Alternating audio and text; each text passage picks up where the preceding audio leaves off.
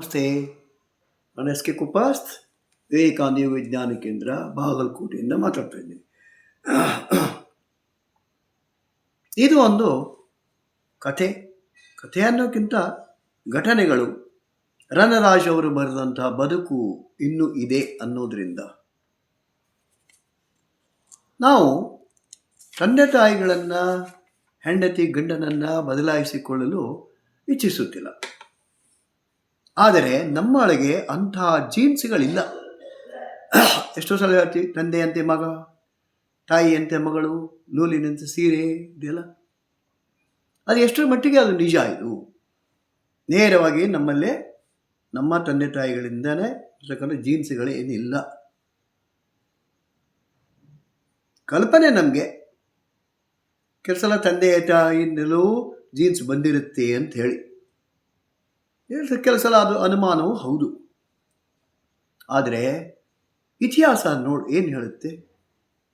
ರಿಲಯನ್ಸ್ ಎಂಬ ಪ್ರಪಂಚವನ್ನೇ ಸೃಷ್ಟಿಸಿದ ಧೀರುಭಾಯ್ ಅಂಬಾನಿಯ ತಂದೆ ಹಳ್ಳಿಯೊಂದರಲ್ಲಿ ಪ್ರಾಥಮಿಕ ಶಾಲಾ ಶಿಕ್ಷಕರು. ಮನೆ ಬಿಟ್ಟು ಪೆಟ್ರೋಲ್ ಬಂಕ್ನಲ್ಲಿ ಕೆಲಸಕ್ಕೆ ಸೇರಿದ ಹುಡುಗ ಮುಂದೊಮ್ಮೆ ವಿಶ್ವದಲ್ಲಿ ಶ್ರೀಮಂತರ ಪಟ್ಟಿಯಲ್ಲಿ ಸೇರಿಕೊಳ್ಳಿಲ್ವೇ ಅಂಬಾನಿ? ಒಬ್ಬ ವಕೀಲರ ಮಗ ಬಿಲ್ ಗೇಟ್ಸ್ ವಿಶ್ವದ ಶ್ರೀಮಂತ ವ್ಯಕ್ತಿಯಾಗಿಲ್ವೇ?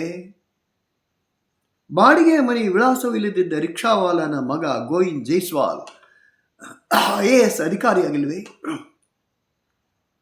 ಈಗ ಸ್ವಲ್ಪ ಮತ್ತೊಂದು ದೃಶ್ಯವನ್ನು ನೋಡೋಣ. ಈಗ ದೇಶದಲ್ಲಿ ಕೋಟ್ಯಾಂತರ ಜನರನ್ನು ಕುಡಿತದಿಂದ ಹೊರತಂದ ಮಹಾತ್ಮ ಗಾಂಧಿ ಅವರ ಮಗನೇ ಕುಡಿತದ ದಾಸನಾಗಿಲ್ವೇ? ಅವರ ಮರಿಮೊಮ್ಮಗಳು ಇತ್ತೀಚೆಗೆ ವಂಚನೆಯ ಪ್ರಕರಣಗಳಲ್ಲಿ ಜೈಲು ಸೇರಿಲ್ಲವೇ?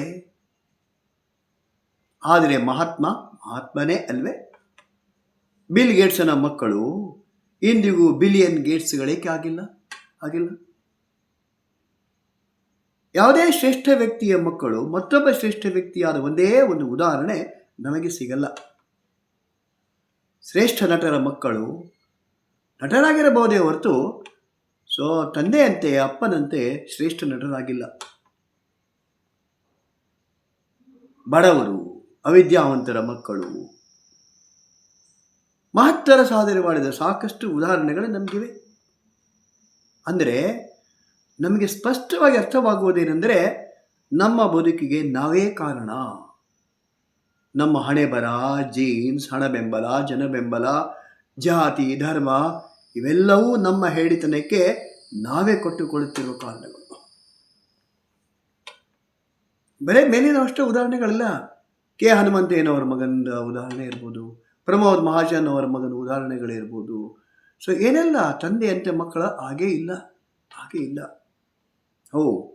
ಬದುಕಿನ ಸೌಂದರ್ಯ ಹುಟ್ಟು, ಜೀನ್ಸ್, ಅಂಗೈಗೆರೆ, ಜಾತಕಗಳಲ್ಲಿಲ್ಲ. ಇದು ನಮ್ಮೊಳಗೆ ಇದೆ ಎಂಬುದು ಅರ್ಥ ಆಗಬೇಕು. ಆದರೆ ಇರುವ ಅವಕಾಶಗಳೆಲ್ಲ ಬಾಗಿಲು ಹಾಕಿವೆ. ಏನು ಮಾಡಬೇಕೆಂಬುದೇ ನಮಗೆ ಗೊತ್ತಿಲ್ಲ ಎಂದು ಕೆಲವರು, ಅವರಲ್ಲಿ ಒಂಥರ ಭಯದ ವೈರಸ್ ಇದೆ. ನಾನು ಎಂದರೆ ಹೀಗೆ ಎಂದು ನಮಗೆ ಬ್ರ್ಯಾಂಡ್ ಸೃಷ್ಟಿಸಿಕೊಳ್ಳುವ ಬದಲು ಅವಕಾಶಗಳು ಬಾಗಿಲು ಮುಚ್ಚಿದಾಗಲೂ ಎಂಥ ಸಾಧನೆ ಮಾಡಬಹುದು ಗೊತ್ತೇ? ಸುಖ, ನೆಮ್ಮದಿ ಎಂಬುದರ ಸೃಷ್ಟಿಕರ್ತ ನೀನೇ ಹೊರತು ಬೇರಾರೂ ಅಲ್ಲ. ವಿವೇಕಾನಂದ ಯೋಗ ವಿಜ್ಞಾನ ಕೇಂದ್ರ ನಿರಂತರ ಯೋಗ ವರ್ಗಗಳನ್ನು ನಡೆಸುತ್ತೆ. ಬೆಳಿಗ್ಗೆ 6ರಿಂದ 7, ಸಂಜೆ 6ರಿಂದ 7, ಬೋತ್ ಆಫ್ಲೈನ್, ಆನ್ಲೈನ್. ಬನ್ನಿ, ನಮ್ಮ ನಿರಂತರ ಯೋಗ ವರ್ಗಗಳಲ್ಲಿ ಭಾಗವಹಿಸಿ. ಜೊತೆಗೆ ನಮ್ಮದೇ ಯೂಟ್ಯೂಬ್ ಚಾನಲ್ ಇದೆ, ವಿವೇಕಾನಂದ ಯೋಗ ವಿಜ್ಞಾನ ಕೇಂದ್ರ ಬಾಗಲಕೋಟ್. ಅದಕ್ಕೆ ಸದಸ್ಯರಾಗಿರಿ. ಧನ್ಯವಾದಗಳು.